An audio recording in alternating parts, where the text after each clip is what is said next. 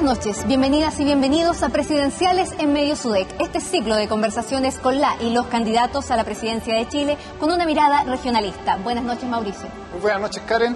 Este programa está siendo transmitido por todos los medios de la Universidad de Concepción, TVU, Radio UDEC, Radio y Diario La Discusión, Diario Concepción y todas sus multiplataformas. Estamos en el campus Concepción de la Universidad de Concepción, específicamente en la Casa del Arte. A mi espalda ustedes pueden ver el mural Presencia de América Latina, obra del artista mexicano Jorge González Camarena, que además precisamente hoy cumple 56 años desde su inauguración. Saludamos entonces al candidato de Apruebo Dignidad, Gabriel Boric Font. Buenas noches, bienvenido, candidato. Buenas noches, Karen. Buenas noches, Mauricio. Un gusto estar con ustedes hoy día acá. Buenas noches, candidato. Antes de comenzar con la entrevista, quisiera saludar a la periodista del área digital de Diario Concepción y TVU, Javiera Sangüesa, quien está monitoreando las redes sociales. Muy buenas noches, Javiera. Hola, muy buenas noches. Y buenas noches también a todos los televidentes. Los invitamos a utilizar el hashtag Presidenciales en Medios UDEC. Estaremos leyendo todos sus comentarios y preguntas que le hagan al candidato presidencial, aspirante a la presidencia, Gabriel Boric. Así que atentos y utilicen el hashtag Presidenciales en Medios UDEC. Por supuesto, candidato. Ahora que ya acá nosotros queremos, por supuesto, comentar y conversar y hablar del tema de descentralización. En 2017, desde que se creó la región de Ñuble, precisamente, otras comunas, provincias también han manifestado la idea de tal vez transformarse en región. ¿Es usted partidario de crear más regiones en Chile o cuál es, según usted, principalmente la mejor forma de distribuir el territorio nacional? Bien, muchas gracias por la invitación. Un honor estar aquí ante toda la comunidad de la Universidad de Concepción en un lugar con tanta historia como esta, con esta preciosa obra de arte de Jorge González Camarena. Nosotros venimos llegando de un encuentro con todos los gobernadores regionales, desde Arica a Magallanes. Y la verdad es que este encuentro nos ha vuelto a reivindicar la importancia de la descentralización, que no ha sido tan obvia y que hoy día puede ser un lugar común, y que quienes venimos de regiones, ustedes saben, yo soy de la región de Magallanes, lo venimos sintiendo hace mucho tiempo, cómo asfixia el centralismo hoy día, pero sin embargo ha habido demasiada resistencia transversal en la política para evitar darle mayor autonomía a las regiones. Yo creo que las regiones son, por cierto, unidades administrativas importantes, pero no son lo único, porque hay ciertos desafíos que vamos a tener que enfrentar a nivel latinoamericano, a nivel nacional, que van más allá de los límites arbitrarios que se han definido entre una región u otra, Magallanes y Aysén, Copiapó y Coquimbo, o Tarapacá, Arica, etc. Por ejemplo, la crisis climática. Entonces yo creo que tenemos que, por un lado, actuar en función de las regiones, y por otro también pensar en la lógica de las macrozonas, de los desafíos comunes que tengamos en función de los recursos naturales y potenciales que tiene cada sector. Creo que se pueden hacer combinaciones. Me parece que seguir dividiendo administrativamente el país no es la mejor idea, pero estoy, por cierto, dispuesto a conversarlo. Entiendo que ahí, antes de que se dividiera la región de Biobío, la región de Biobío y Ñuble era una de las más comunas del país, en donde habían además muchas diferencias, y entiendo que eso también pasa en otros lugares como en Aconcagua, respecto de Valparaíso, pero en principio a mí me gustan más las unidades más grandes, pero estoy abierto a conversarlo con las comunidades. ¿Sería entonces tal vez partidario de las macroregiones, candidato?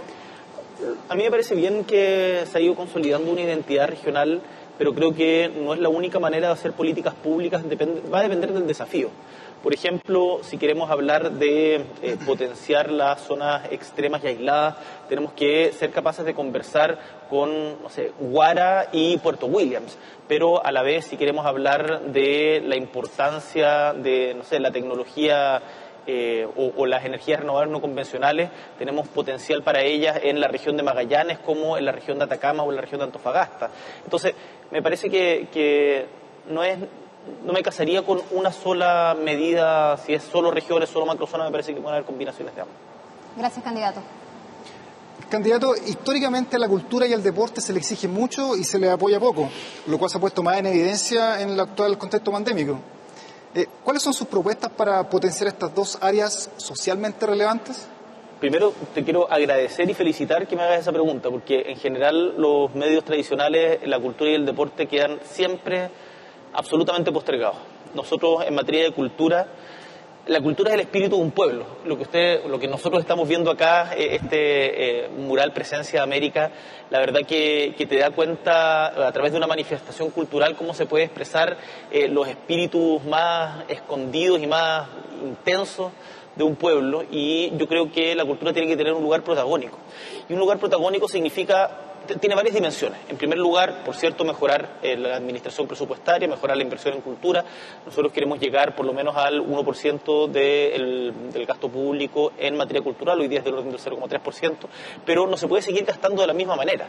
A nosotros nos interesa, y en esto hay que tratar de copiar las buenas ideas. En Brasil, durante la primera presidencia del presidente Lula, se realizó una política que se llamaba puntos culturales. Los puntos culturales consistían en el financiamiento basal de procesos creativos para tratar de hacerle un contrapeso a la lógica de la concursabilidad. A nosotros nos interesa impulsar eso, ojalá vamos a tener que ir avanzando progresivamente aquello en todas las comunas de Chile. Además, me parece tremendamente importante reconocer que los trabajadores y las trabajadoras de la cultura son trabajadores. Muchas veces se habla de esta frase tan maniada de lo hace por amor al arte. El amor al arte es un trabajo también y por lo tanto merecen reconocimiento en función de tal, y por eso vamos a crear un sistema de seguridad social para los trabajadores y trabajadoras de la cultura en toda la cadena productiva que estos tienen. En materia deportiva, estoy también totalmente de acuerdo contigo, se le exige mucho, somos muy buenos para chaquetear, desgraciadamente es uno de los deportes que muchas veces se practica en nuestro país. Pero yo creo que el deporte es una de las principales inversiones que tenemos que combinarla con salud y educación. Hoy día en Chile, 8 de cada 10 personas, desgraciadamente en el último tiempo estoy dentro de ellas, tenemos poca movilidad desde una perspectiva de salud pública. Y si nosotros incentiváramos diferentes tipos de deporte, en particular apoyando a clubes de barrio locales, creo que podríamos tener una mayor masificación del deporte, y no solamente pensando en el deporte de élite. El deporte de élite, por cierto que también debemos profesionalizarlo, en particular intervenir las federaciones deportivas, que en donde en muchos casos han sido espacios para malas prácticas, pero el deporte a mí me parece que es una tremenda inversión en materia de salud y también educación. Candidato, usted hablaba de un aumento presupuestario en cultura de un 1%, incluso mirando un 2%. ¿De dónde se sacaría esos recursos? ¿Se sacaría, por ejemplo, en cuanto a las Fuerzas Armadas, por ejemplo, usted habla ahí en su programa sobre fiscalización y supervisión de las Fuerzas Armadas, pero no se estaría disminuyendo su presupuesto, por ejemplo? ¿Se sacaría quizá, pensando en eso, en aumentar el porcentaje de cultura, sacarle a Fuerzas Armadas? Respecto a las Fuerzas Armadas hay que ser muy responsable, y esto a mí me gustaría que lo discutiéramos en un contexto latinoamericano. Creo que en América Latina tenemos que todos los países hacer un esfuerzo para bajar nuestra inversión en compra de armas, en compra de equipamiento de infraestructura militar, y mejorar lo que se refiere a la infraestructura de servicios, rescate, apoyo, y en ese sentido cómo las Fuerzas Armadas se relacionan con la comunidad, más que cómo las pensamos de cómo apuntarle al vecino. Ahora, ¿de dónde vamos a sacar los recursos? Por cierto que van a haber redistribuciones presupuestarias al interior del presupuesto nacional, pero también nosotros estamos pensando en una reforma tributaria que mediante diferentes herramientas pueda recaudar del orden a los 8,5 puntos del PIB en 2 periodos gubernamentales. Ahí estamos hablando de una mezcla de diferentes herramientas: impuestos verdes, mejorar la progresividad del global complementario, impuesto a los altos patrimonios, royalty minero, y la disminución de la evasión, por cierto, que es tremendamente importante. Gracias, candidato, por la respuesta. Ahora vamos con un par de preguntas de las redes sociales. Edith del Mar dice: ¿qué opina de la deuda histórica de los profesores? Si es presidente, ¿se pagará esta eterna injusticia? La deuda histórica de los profesores y profesoras jubilados, para quienes no conocen la historia, nace de los 80, cuando se traspasó de manera impuesta, sin ningún tipo de discusión, a los profesores fiscales al sistema de municipalización. Y esto generó un daño previsional gigante que hasta el día de hoy no ha sido reparado, y los profesores y profesoras han sido ninguneados y peloteados durante sucesivos gobiernos. Ahí el señor Velasco, el señor Izaguirre les hicieron promesas que después se las borraron, escribieron con la mano y borraron con el codo. Nosotros nos comprometemos y hemos tenido conversaciones con tanto el Colegio de Profesores como los representantes de los profesores y profesoras jubilados a tener un reconocimiento y reparación de la deuda histórica para que esta herida que tiene Chile deje de sangrar. Muchas gracias, candidato. Candidato, continuamos con preguntas de las redes sociales. Cristian Muñoz dice: Gabriel, ¿está a favor del cuarto retiro? ¿Se justifica y las condiciones del Chile hoy son las mismas que al comienzo de la pandemia o hay un trasfondo más en terminar con las AFP en dicha postura? Pregunta de Gabriel Muñoz en redes sociales. Tocayo, la idea de los retiros desgraciadamente se instaló en nuestro país producto de la impericia y la falta de conciencia de este gobierno respecto de la magnitud y transversalidad de la crisis económica derivada de las diferentes medidas producto del coronavirus. Yo creo que no es sano seguir recurriendo a que los trabajadores y trabajadoras paguen con sus propios ahorros los costos de la crisis. Sin embargo, uno cuando recorre Chile no puede dejar de escuchar a todas las familias que nos dicen que siguen teniendo tremendas necesidades, que todavía tienen ahorros en las cuentas de la AFP, porque también hay mucha gente que hoy día no tiene, producto de los retiros anteriores, y que necesita un último impulso para poder salir adelante y recuperar sus economías familiares. Ante eso, lo que nosotros hemos planteado es que vamos a aprobar el cuarto retiro y que para poder hacernos cargo también de las prevenciones que se han hecho de instituciones como por ejemplo el Banco Central, vamos a considerar todas las herramientas necesarias para que este no sea de carácter regresivo, y eso es lo que se está discutiendo en el periodo de indicaciones que se ha abierto en la Comisión de Constitución de la Cámara de Diputados. Gracias, candidato. Le damos ahora el pase a Javiera Sangüesa, que nos acompaña y también tiene consultas y comentarios en redes sociales. Así es, porque seguimos invitando a todos nuestros televidentes a utilizar el hashtag presidenciales en medios UDEC, porque los estamos leyendo en todas nuestras plataformas digitales. Ahora, no se despegue, porque vamos a una corta pausa comercial y ya volvemos con el candidato aspirante a la presidencia.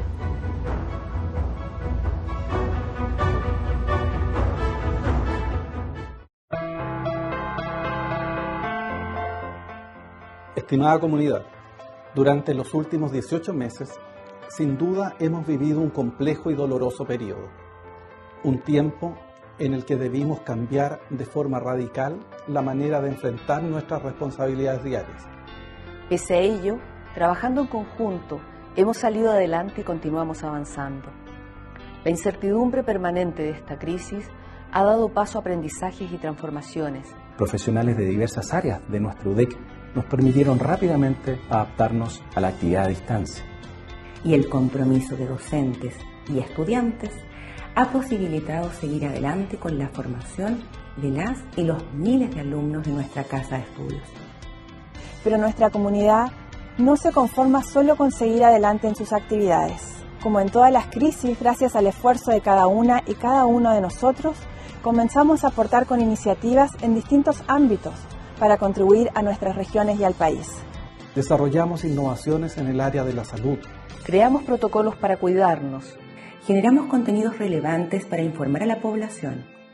Trabajamos en conjunto con entidades públicas y privadas para contener la pandemia. Generamos charlas, cursos, instancias de formación. Recurrimos al arte para dar luz a los oscuros momentos provocados por la pandemia. Y debemos estar más que satisfechas y satisfechos porque cada persona que forma parte de la comunidad UDEC ha contribuido para que nuestra institución sea protagonista en la superación de esta crisis sanitaria. Una manera de reconocernos es decir gracias. Gracias. Muchas gracias. Gracias a todos y todas, porque somos UDEC y juntos somos más capaces, más resilientes, más creativas. Unidas y unidos somos mejores. Y hoy estamos ciertos de que cuando al fin comenzamos a dar pasos seguros en el camino de la superación de esta crisis, saldremos más fuertes, más preparadas que antes, más comprometidos con nuestra sociedad y con energías renovadas para afrontar los nuevos desafíos que se avecinan. Que no son pocos, pero que en comunidad sabremos superarlos. Somos UDEC. Y en conjunto somos una gran universidad. Muchas gracias.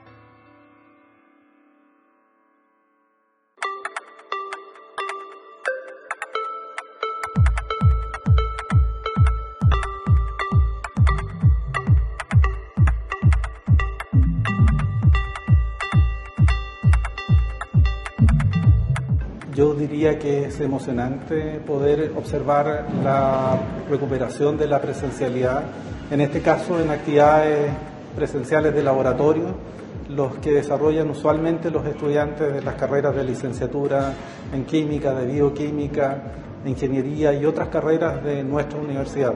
Vimos diversos laboratorios en el cual estaban todos los estudiantes trabajando con un personal muy comprometido y ciertamente se habían preparado todas las condiciones para mantener la seguridad de las personas durante estas actividades.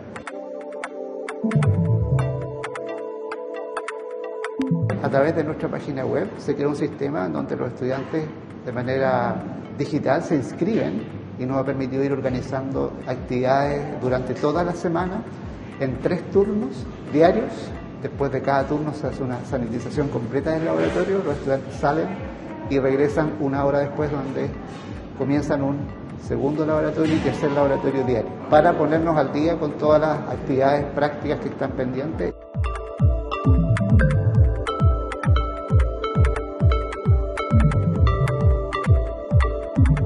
Fue bastante lindo, hermoso, o sea, igual venía un poco nerviosa porque fuera de la casa, primera vez contacto con muchas personas distintas, pero en realidad tranquila porque las normas todas se han llevado a cabo. Está siendo ahora una experiencia súper satisfactoria de por fin conocer a las estudiantes que les hice clase. Encuentro que es una experiencia emocionante, ya que conocer los laboratorios de manera presencial es completamente distinto que verlo en un video. Entonces, poder manejar los materiales es como una buena sensación después de estar casi 1 año y medio online.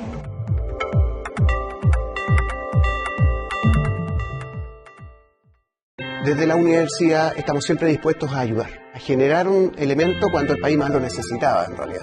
Aunque tuviéramos recursos económicos, no había posibilidad de comprarlos, como sí teníamos la capacidad tecnológica y el conocimiento para poder desarrollar equipamiento complejo que pueda ayudar a personas en ocasiones críticas.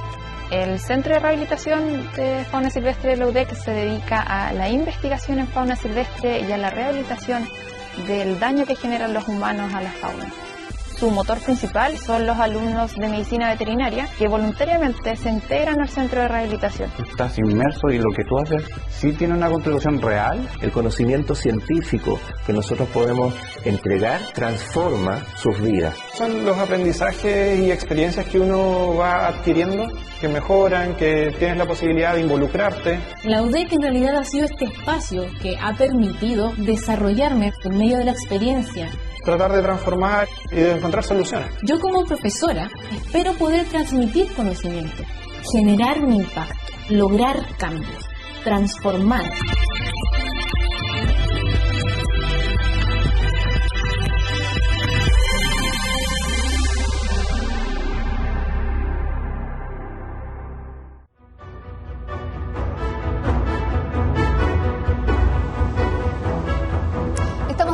En el segundo capítulo de Presidenciales en Medios UDEC. Ahora pasamos a las preguntas de los diversos periodistas de los medios que conforman la Corporación Universidad de Concepción. Comenzamos con la pregunta de Eduardo Hunda Varela, periodista de Radio Universidad de Concepción.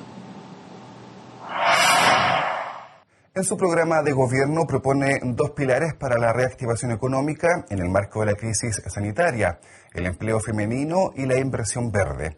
Ese aspecto, de hecho, se plantea como una reactivación verde y con las pymes. ¿Qué pasará entonces con las grandes empresas y principalmente cuán selectivos serán con los proyectos que pongan en jaque el entorno?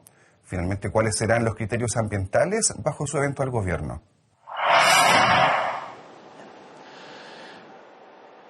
Nosotros lo que proponemos es un cambio de timón, un cambio de dirección en el modelo de desarrollo que ha seguido Chile. Chile tiene un modelo principalmente extractivista, que tiene una gran concentración de la riqueza. Cerca del 87% de las ventas en Chile hoy día están concentradas por las grandes empresas y sin embargo las pymes y mipymes, que entregan más de la mitad del empleo en nuestro país, tienen una baja participación en el mercado. Y creo que hoy día una de las principales preocupaciones que tiene no solamente la gente en nuestro país, sino en el mundo entero, es cómo enfrentamos la crisis climática. Y el informe de la IPCC nos encendió las alertas con un sentido de urgencia que quizás no habíamos tenido nunca antes. Y por lo tanto, la adaptación del modelo de desarrollo a uno que sea verde, sustentable, respetuoso del medio ambiente, es imperativo. Es una cosa, y no estoy exagerando, es una cosa de vida o muerte. Y por lo tanto yo lo que le voy a pedir en particular las grandes empresas aquellas que han estado acostumbradas a causar daños, tanto estatales como privadas, ojo, estatales como privadas, porque ahí también está Codelco, también está ENAP, también estuvo, empresas que fueron privatizadas, que van a tener que cambiar sus procedimientos, porque acá o crecemos de una manera inclusiva y respetuosa con el medio ambiente o nos vamos a terminar destruyendo. Por lo tanto, vamos a ser mucho más severos en aquello, por cierto, respetando la institucionalidad, fortaleciendo la institucionalidad ambiental, potenciando la inversión verde y potenciando además industrias que tienen características especiales, como por ejemplo el turismo, que son industrias verdes que tienen mucha mayor contratación de mujeres, o industrias como la gastronomía, industrias como la ciencia, la cultura, que también creemos que pueden hacer un aporte en la diversificación de la economía de nuestro país, y vamos a concentrar los apoyos estatales ahí. Dentro de nuestro plan de gobierno está la creación de un Banco Nacional del Desarrollo que entregue queremos avanzar hoy día, cerca de un punto del PIB se entrega en acceso a capital, que principalmente va a parar a las grandes empresas. Nosotros queremos otorgarle capital a las pequeñas empresas para que puedan surgir, no solo, por cierto, startups con base tecnológica, pero también a pequeñas empresas maestranzas o las diferentes que hay ahí. Y, termino con esta idea. Capacitación, que también llegue a las pymes, y, por cierto, también cerrar la brecha tecnológica, que es tremendamente importante. Candidato, y usted también plantea un compromiso por la descarbonización y el fin de las termoeléctricas. ¿En cuánto tiempo planea hacer eso y a qué otra cosa más también se compromete de manera concreta? El compromiso establecido hoy día a nivel internacional de la descarbonización está puesto como plazo al 2035. En Chile se ha bajado al 2030. Yo espero que podamos avanzar lo más rápido posible y ojalá podamos dar una sorpresa al mundo.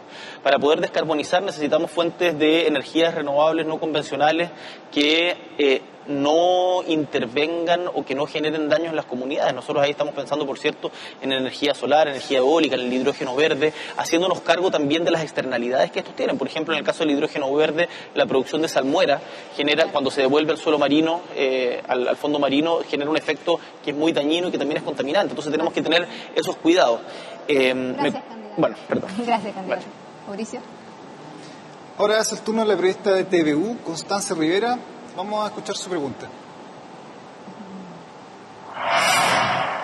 Candidato, mañana se cumplen 48 años del golpe de Estado y considerando lo presentado por la Comisión de Reglamento de la Convención Constitucional respecto de levantar el secreto de la Comisión Valech como medida contra la impunidad.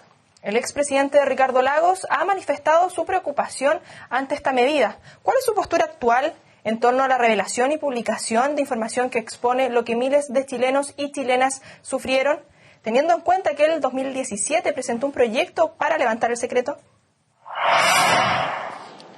Que bien informada, Constanza. Efectivamente, el 2017, junto al diputado Gutiérrez, presentamos un proyecto en la Comisión de Derechos Humanos de la Cámara para levantar el secreto de 50 años que venía acompañando los testimonios en la Comisión Valech. Y ahí tuvimos la oportunidad de reunirnos con muchas víctimas de violaciones a los derechos humanos y conocer las dos caras de la moneda, cuáles son las dos posiciones en el fondo que se juegan acá. ¿Qué es lo que a mí me parece... ¿Cuál podría ser un punto de equilibrio que permita la satisfacción y el respeto a las víctimas, que eso es por lo cual tenemos que velar, el respeto a las víctimas y la justicia?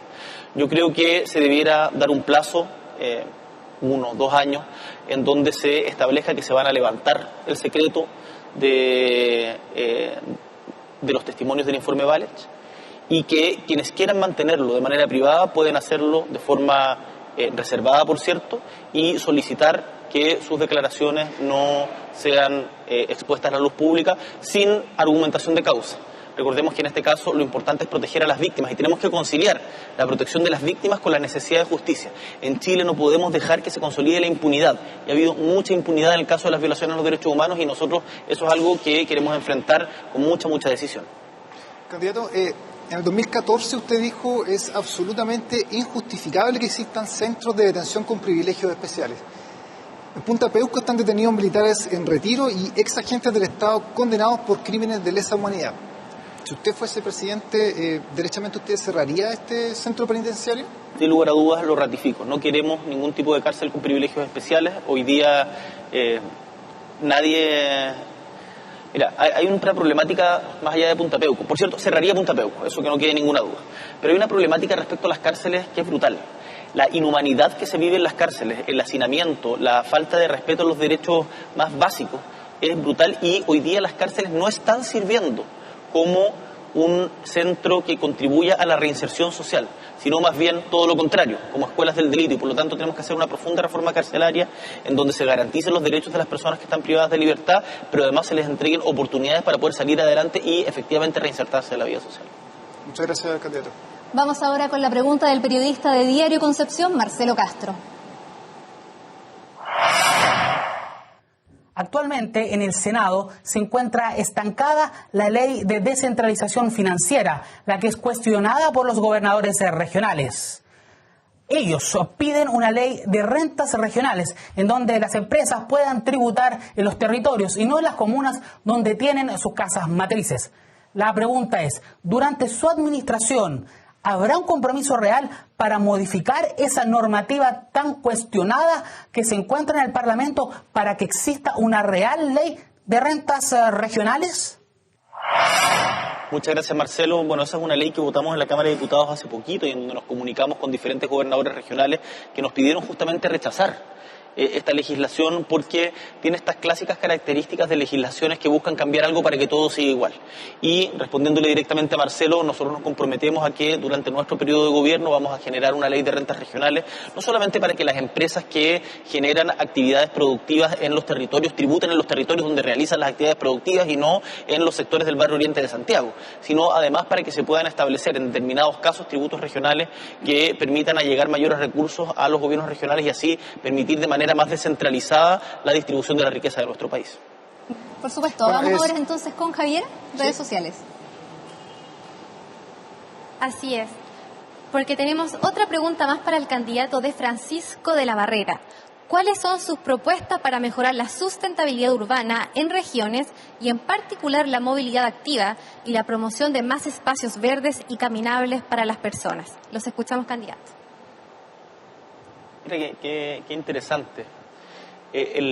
La desigualdad no solamente se expresa en un país en términos del nivel de ingreso, sino también en otros elementos como el trato o, por ejemplo, el acceso a áreas verdes. Lo que recomienda la organización, la OCDE, es que por cada persona debiera haber 9 metros cuadrados de áreas verdes disponibles. Sin embargo, en la mayoría del país, en la mayoría de las ciudades del país, estamos muy por debajo de aquello. Y se ha hecho común en ciudades que van creciendo. Todos hablan mucho de la desigualdad estructural de Santiago, pero yo que vengo de Punta Arenas, que es una ciudad, digamos, pequeña, avanzando hacia intermedia, tiene 120.000 habitantes aproximadamente, he visto con mucha preocupación cómo cuando se entrega al mercado la construcción de las ciudades se terminan reproduciendo las desigualdades territoriales que afectan a las grandes urbes. Ustedes acá en la conurbación que existe entre San Pedro de la Paz, Chihuayante, Concepción, Talcahuano,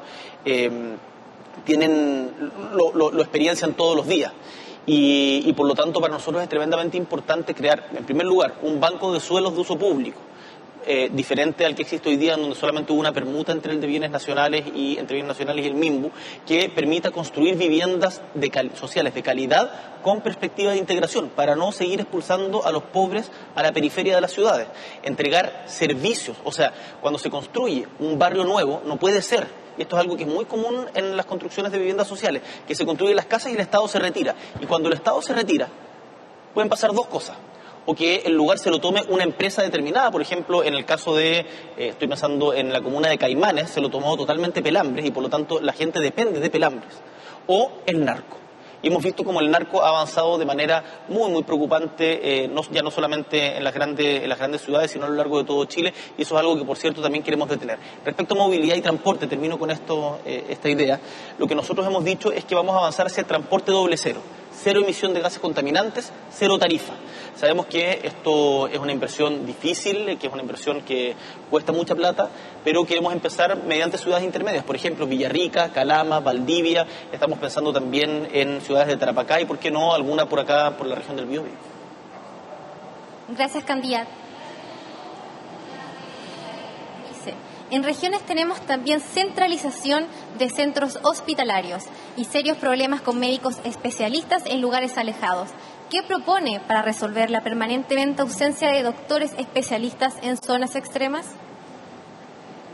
Bueno, es una pregunta que me toca muy de cerca. He tenido la oportunidad de ver todo el desarraigo que provoca el que ante enfermedades catastróficas la gente no se pueda atender en sus lugares de origen y cómo muchas veces eso termina dividiendo familia y dificultando muchas veces la recuperación. Por lo tanto, este criterio absurdo desde mi punto de vista de la rentabilidad social, que te establece que si no hay un número determinado de población, sencillamente no es rentable socialmente tener, por ejemplo, un oncólogo, es algo con lo que tenemos que terminar. Evidentemente, uno no puede tener todos los especialistas en cada pueblo del país porque no tenemos esa cantidad de especialistas, pero sí es necesario descentralizar hoy día la medicina y eso se logra de diferentes maneras. Uno, entregando mejores incentivos, pero además creando un sistema nacional público de salud. Hoy día tenemos una salud para ricos y una salud para pobres. Nosotros queremos terminar con esta división arbitraria, terminar con la lógica de ISAPRE, FONASA y pasar a tener un sistema, un seguro único de salud, seguro nacional de salud y que eventualmente las ISAPRES pudieran, esto vamos a evaluarlo, ser seguros complementarios a aquello y que esto permita, a su vez, respondiendo a la pregunta, descentralizar las especialidades, terminando también con la mafia de algunas especialidades que controlan la cantidad de egresados que hay de cada una para tener un control sobre el mercado. Eso no es aceptable, la salud es un derecho y no un negocio. Muchas gracias, candidato. Y los invitamos a seguir comentando con el hashtag presidenciales en medios UDEC. No se despegue, vamos a una pausa comercial y ya volvemos.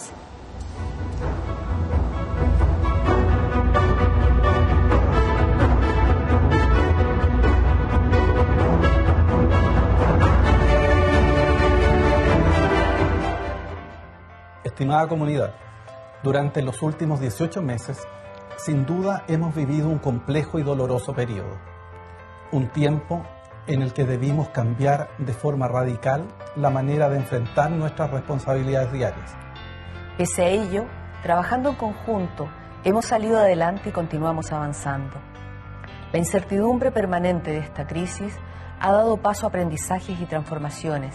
Profesionales de diversas áreas de nuestro UDEC nos permitieron rápidamente adaptarnos a la actividad a distancia. Y el compromiso de docentes y estudiantes ha posibilitado seguir adelante con la formación de las y los miles de alumnos de nuestra casa de estudios. Pero nuestra comunidad no se conforma solo con seguir adelante en sus actividades. Como en todas las crisis, gracias al esfuerzo de cada una y cada uno de nosotros, comenzamos a aportar con iniciativas en distintos ámbitos para contribuir a nuestras regiones y al país. Desarrollamos innovaciones en el área de la salud. Creamos protocolos para cuidarnos. Generamos contenidos relevantes para informar a la población. Trabajamos en conjunto con entidades públicas y privadas para contener la pandemia. Generamos charlas, cursos, instancias de formación. Recurrimos al arte para dar luz a los oscuros momentos provocados por la pandemia. Y debemos estar más que satisfechas y satisfechos porque cada persona que forma parte de la comunidad UDEC ha contribuido para que nuestra institución sea protagonista en la superación de esta crisis sanitaria. Una manera de reconocernos es decir gracias. Gracias. Muchas gracias. Gracias a todos y todas porque somos UDEC y juntos somos más capaces, más resilientes, más creativas. Unidas y unidos somos mejores. Y hoy estamos ciertos de que cuando al fin comenzamos a dar pasos seguros en el camino de la superación de esta crisis, saldremos más fuertes, más preparadas que antes, más comprometidos con nuestra sociedad y con energías renovadas para afrontar los nuevos desafíos que se avecinan. Que no son pocos, pero que en comunidad sabremos superarlos. Somos UDEC. Y en conjunto somos una gran universidad. Muchas gracias.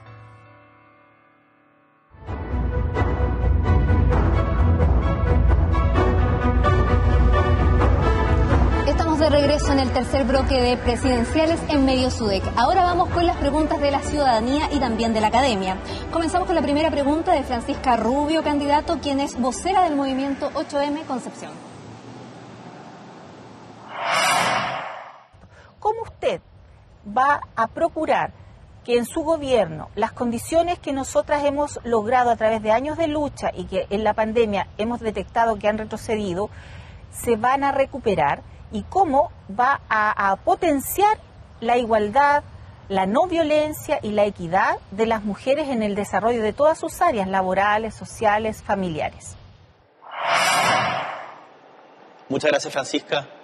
El movimiento feminista ha sido quizás de los más telúricos que hemos vivido en los últimos años. A mí me ha tocado participar del movimiento estudiantil, de también la revuelta de octubre, de diferentes movimientos regionales, pero creo que el movimiento feminista es el que más cambió la perspectiva de cómo nos relacionamos en sociedad.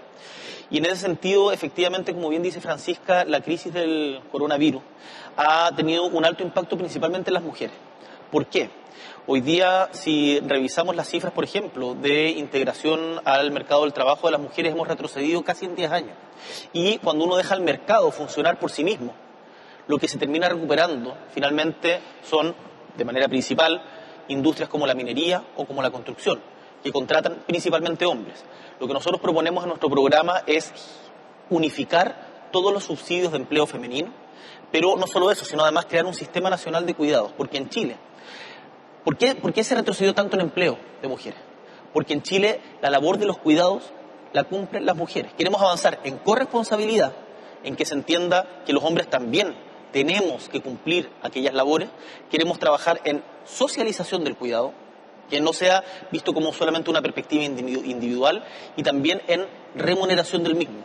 Cosa que permita, como por ejemplo, para que la gente se lo imagine, aquí estamos hablando con Sistema Nacional de Cuidados, un Chile crece contigo a lo largo de toda la experiencia vital, y que se generen redes comunitarias, redes sociales, redes que vayan más allá de la familia para poder justamente abarcar las labores de cuidado que hoy día están entregadas principalmente a las mujeres. Además, por cierto, nos comprometemos con algo en lo que logramos avanzar en la Convención Constituyente y en lo que yo creo que ya no se puede retroceder, que es la paridad en todos los cargos públicos, y en donde en cada debate tenemos que evitar y terminar con la lógica de los paneles de hombres, y eso también corre para el futuro gobierno. ¿Y en los directorios, candidato, también debería haber paridad?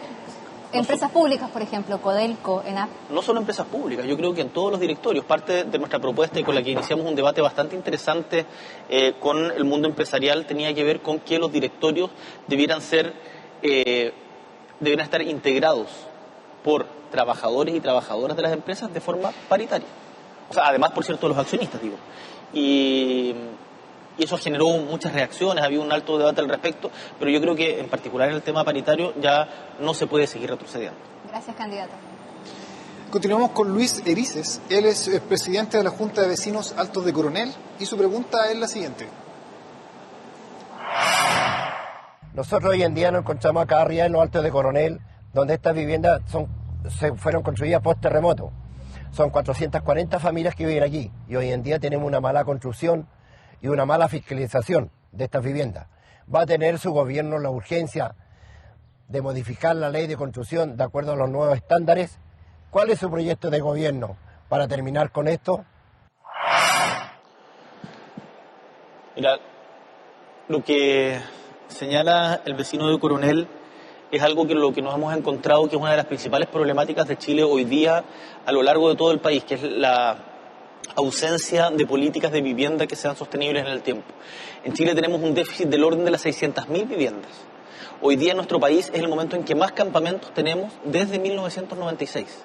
Nosotros, lo comentaba en alguna otra pregunta que nos habían hecho antes, tenemos que tener un banco nacional de uso público, un banco nacional de suelo, para poder destinarlo a la construcción de viviendas sociales que, como bien decía el vecino, puedan cumplir con las características necesarias según las particularidades de cada región. No es lo mismo una región que llueve que una que no es lo mismo una región en donde el promedio son 5 grados Celsius versus otra que son 20, no es lo mismo una región que se construye en los cerros versus una que es una planicie. Y por lo tanto, eso algo se ha avanzado en los últimos años, pero creemos que efectivamente tiene que haber una mucho mejor fiscalización, y para poder avanzar en que la vivienda sea un derecho y no un negocio, hay que también terminar con la lógica de la concentración del mercado de la vivienda. Y ahí, bueno, tenemos diferentes iniciativas. A mí me parece que hay que generar impuestos progresivos a los dueños de más de 2 o 3 viviendas, con el objetivo de que no se genere una especulación que hoy día está reventando los precios de los arriendos y que está expulsando a quienes no tienen recursos de las ciudades y justamente llevándolos a la única solución posible en este caso, que es la toma. Candidato, ahí su programa señala que los precios del acceso a la vivienda distan de la capacidad de los pagos de los hogares. ¿Cómo lo hará para que cambie esa realidad?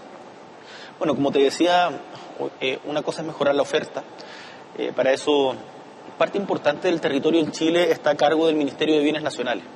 y nosotros creemos que hoy día es posible, mediante también la creación de una inmobiliaria popular, y si uno pone a disposición parte de esos terrenos para la construcción de viviendas sociales de primera calidad, el generar una política que además, ojo, que además pueda otorgar empleo. Entonces, tiene diferentes... Acá han habido demasiados dogmas respecto de que el mercado lo soluciona todo. Y eso, en materia de vivienda, es muy claro que no es así. Por lo tanto, vamos a atacar la concentración de la vivienda que terminan los aumentos de precio, la concentración del suelo, la especulación inmobiliaria, mediante la creación también de una inmobiliaria popular y el banco de suelo de uso público. Muchas gracias, candidato.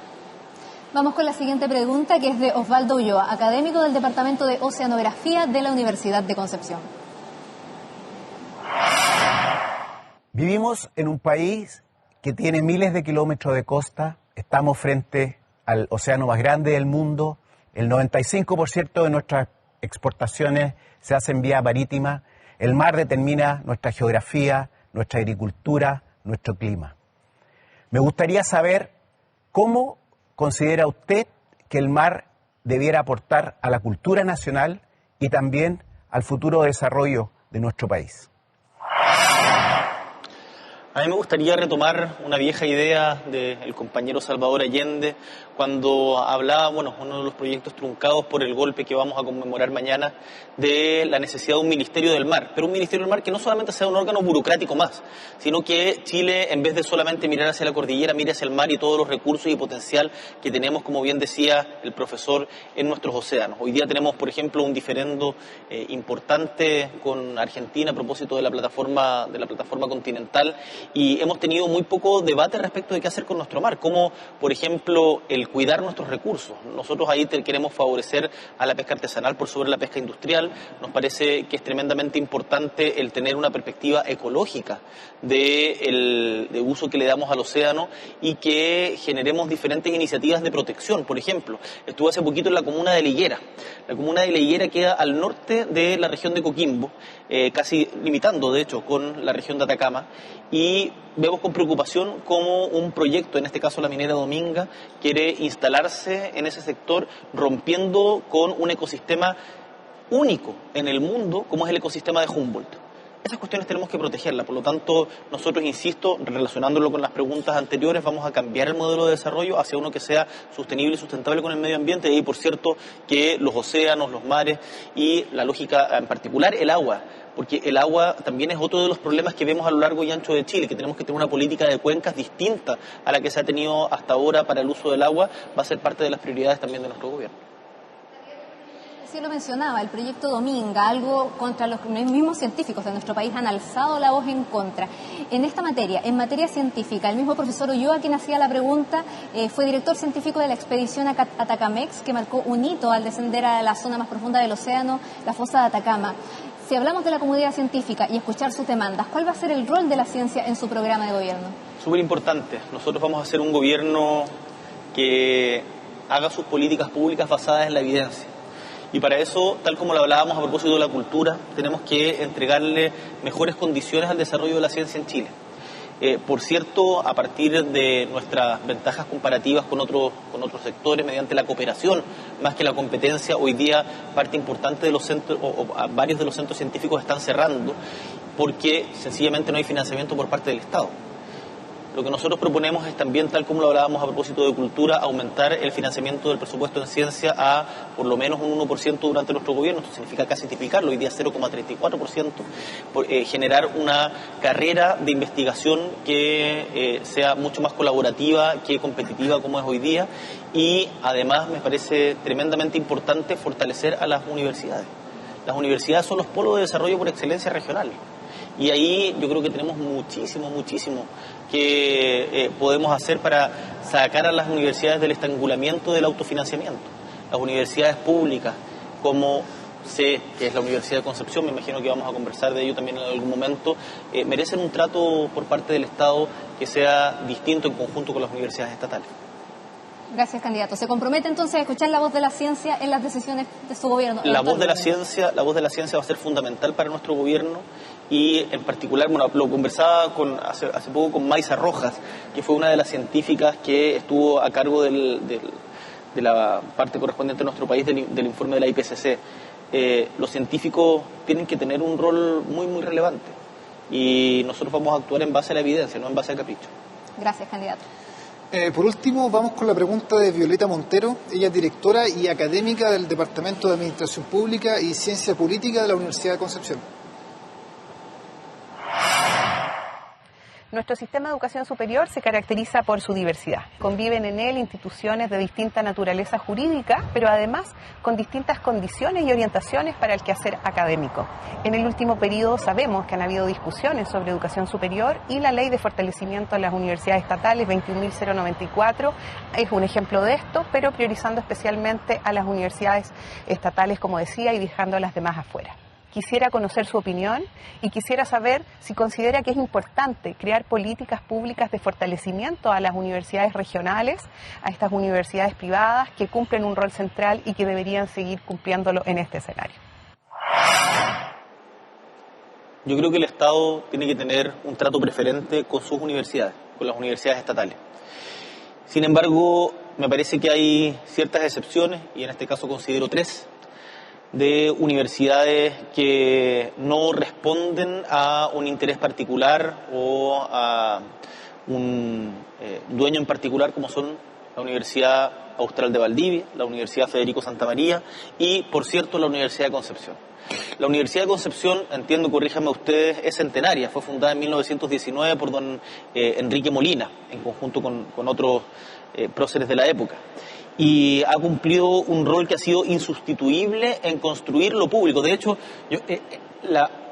físicamente la Universidad de Concepción representa lo público, cosa que muchas veces las mismas universidades estatales no han sido capaces de hacer. Por lo tanto, que sepa Violeta y toda la comunidad universitaria de acá de Concepción, de la U de Conce, de que para nosotros el fortalecimiento de las universidades regionales, estoy pensando en el caso de Biobío, de la Universidad del Biobío y la Universidad de Concepción, va a ser sin lugar a dudas una de las políticas centrales para promover el nuevo tipo de desarrollo que queremos en nuestro país. Acá hay que volver a vincular a las universidades, ustedes lo hacen, bueno, esta casa es parte de ello, pero vincular a las universidades con la sociedad mediante no solamente la investigación, sino también la extensión. Yo sé que hay una tremenda pega histórica, no voy a venir yo a darle cátedra a la comunidad universitaria de Concepción respecto a aquello, sino que también queremos aprender de su experiencia. Entonces yo le digo a Violeta que la invito a ella y a la comunidad a que podamos conversar para ver qué iniciativas podemos incorporar también a nuestro futuro gobierno, porque, y termino con esta idea, me parece importante que los candidatos presidenciales, y me incluyo, sepamos escuchar más que hablar, y no solamente venir a predicar lo que dice nuestro programa, sino también incorporar las buenas ideas que nazcan de espacios como la comunidad de la Universidad de Concepción. Muchas gracias, candidato. Un gusto. Vamos ahora con Javiera Sangüesa, nos despedimos de ella y por supuesto queremos saber si hay alguna última consulta a través de redes sociales. Así es, primero agradecer a todos los televidentes por participar ya del segundo programa de presidenciales en Medios UDEC. También les recomendamos seguirnos en redes sociales porque vamos a subir más de lo que pasa acá en la Pinacoteca. Y vamos con la última pregunta para despedirme. Y dice, de Alejandro Cisternas, su programa dice que impulsará una ley de deporte laboral que concilie el trabajo con la actividad física. ¿Eso significa que quienes practiquen deporte trabajarán menos? Bueno, nosotros tenemos dentro de nuestras propuestas, y lo planteó incluso Beatriz Sánchez en la candidatura que levantamos desde el Frente Amplio en 2017, lo ratificamos hoy día desde Apruebo de Dignidad, la disminución de la jornada laboral de 45 a 40 horas. Por lo tanto, nosotros creemos que el disminuir la jornada laboral está directamente vinculado con la posibilidad de un aumento de la productividad, una mejora en la productividad, pero además el volver a preguntarnos, y en esto tiene que ver también las actividades deportivas, cuál es o cómo se ejerce el derecho a ser felices. Muchas veces nos olvidamos de las preguntas más básicas, de las preguntas, entiendo que Enrique Molina era un gran filósofo también, de las preguntas más básicas que animan al ser, cuál es a nuestra conciencia, y muchas veces trabajamos estamos viviendo para trabajar. Y por lo tanto yo creo que el deporte, la cultura, el arte, el ocio, reivindiquemos el ocio, seamos capaces de reivindicar el ocio, son parte importantes del desarrollo humano y por cierto que vamos a privilegiar esos aspectos. Ahora, todos estos cambios no se logran de la noche a la mañana y también es importante decir de que muchas de las preguntas que ustedes me han hecho implican gasto, por cierto, implican un esfuerzo, y ahí yo le quiero decir a quienes nos estén viendo hoy día en que los tiempos que vienen van a ser difíciles. vamos a tener grandes adversarios que se van a resistir a estas transformaciones.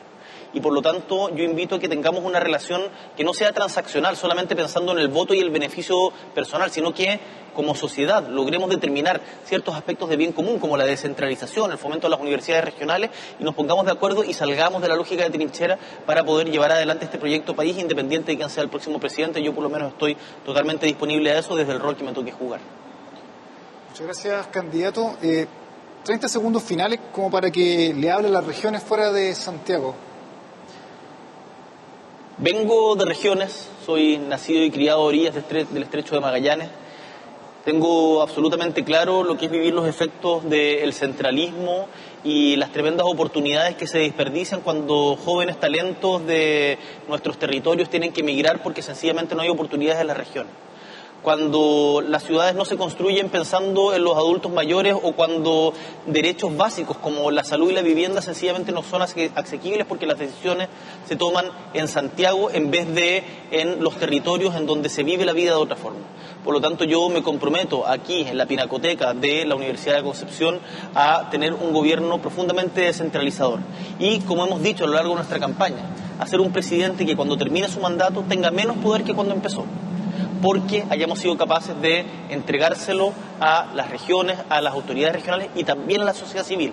Acá esto no puede ser solamente una competencia por quién tiene uno u otro cargo público. Nos interesa de sobremanera un pueblo protagonista en la toma de sus decisiones. Muchas gracias, candidato, por aceptar nuestra invitación y haberlo tenido aquí en nuestro programa. Un honor. Muchas gracias a ustedes por la invitación. Un gustazo estar acá. Agradecemos a quienes nos han sintonizado en este segundo capítulo de Presidenciales en Medios UDEC, así es que deseamos que cada una y cada uno de ustedes tengan muy buenas noches. Será hasta una próxima oportunidad. Buenas noches.